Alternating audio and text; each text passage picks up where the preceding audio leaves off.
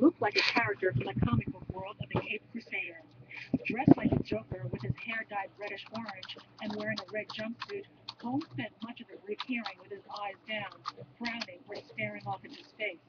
A judge informed him of his rights and the likelihood that he will face first-degree murder charges. We need rescue inside the auditorium. Multiple victims. We got 7 feet of light. 70 hours. Holmes is accused of opening fire in a crowded theater Friday during a midnight screening of the new Batman movie, The Dark Knight Rises. The shooting rampage killed 12 people and wounded 58. Many of the victims of Friday's shooting still haunted by what they experienced. I thought I was dying. I really thought that I was just going to kind of fade away, you know. An attorney for the Holmes family says the case must be tried in a courtroom and not the media. The family wants to reiterate that their hearts go out to the victims and their families. The Holmes family would like to maintain their privacy. Meantime, prosecutors say no decision has been made on whether to seek the death penalty. If the death penalty is sought, that's a very long process that impacts their lives for years. And so they will want to have, and we will want to get their input before we make any kind of decision on that. Now, among the legal questions are whether Holmes will pursue an insanity defense. Police say they have evidence he plotted the massacre well in advance of Friday's shooting and rigged his apartment with booby traps to kill anyone who entered. Holmes will be formally charged next Monday. All right, Virginia, thank you so much. And President Obama's thoughts are still with the victims of that tragedy in Colorado.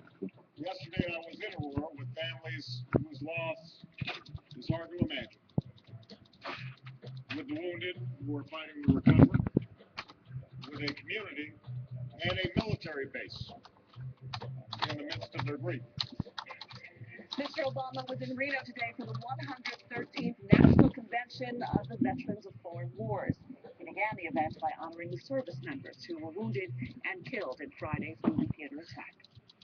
Back here on the island, police have identified the woman whose body was found in the water off Cove Neck Beach. Chopper 12 was over the scene last Thursday afternoon. Police say the woman was 41-year-old Libra Grassi. She lived nearby in Oyster Bay Cove. It's still unclear how she died. And dive teams have recovered the body of a Westchester firefighter who was killed when a boat capsized in the Long Island Sound. Keith Morris and 4 others were thrown overboard around 11:30 Sunday night when their boat hit a stone barrier near Stamford, Connecticut. Rescue crews were able to pull the others to safety. Police say alcohol may have played a factor in that crash.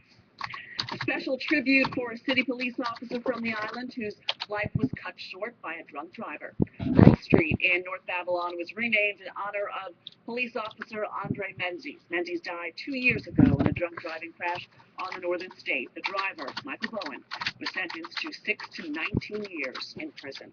And the Center Ridge man accused in a hit and run that left an elderly woman in serious condition faced a judge today. Brandon Bondar